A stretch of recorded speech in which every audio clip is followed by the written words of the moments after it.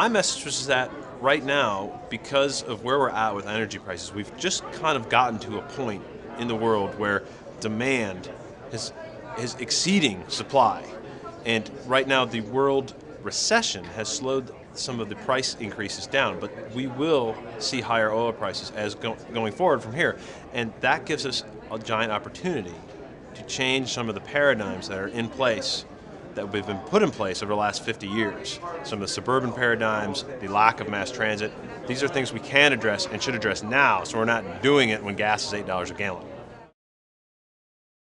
Well, clearly, the biggest problem people have with LA, I think, is the traffic congestion that happens during peak travel hours, and even non-peak. I've been in so many traffic jams here at 10 o'clock at night, and that's basically because they didn't build out enough roads for as many people that are here, but I don't think anybody expected there to be this many people in Southern California.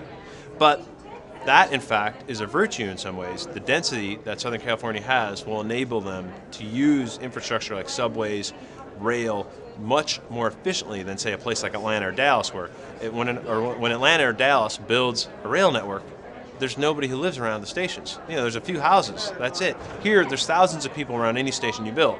The problem is it's just so big, you need more and more stations. But there's a lot of exciting technologies here from companies that are presenting here, stuff I hadn't even heard of before, to help ease congestion, to help bring in rail. I mean, there's just so much enthusiasm at this event. And last week, actually, I spoke at an event that'll go unnamed. That was a great event, but it was elected politicians for the most part. And some people were enthusiastic about what I had to say. Some people really weren't.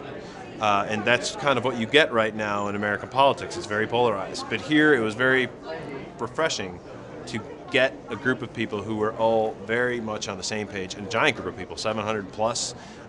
It's really a testament to the kind of focus that it's starting to form, I think, in Southern California to address a lot of their problems.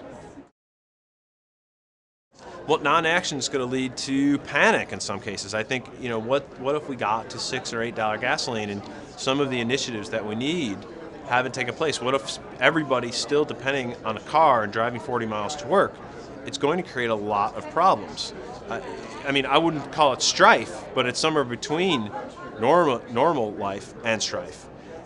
In order to ease that type of pressure, we have to build out the infrastructure we need for tomorrow, today.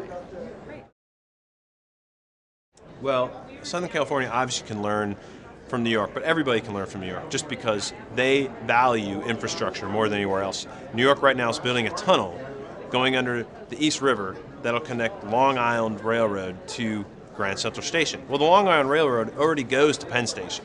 They're paying $7 billion just to build a tunnel so these trains can get to Grand Central, and that's just so people don't have to commute across town. That's 20 minutes. Most places would never spend $7 billion to build a brand new subway, let alone one tunnel to one station. But New Yorkers value infrastructure. They know what it means to their city. And I think other cities have to come to that mindset. That said, I think a lot of cities in the US can learn from Southern California. You don't have the kind of sprawl here. It's just very big. You don't have the giant homes and the giant lots and the empty space that you have in a lot of other cities. Basically, any usable space here is used. And I think other cities can learn a lot from that.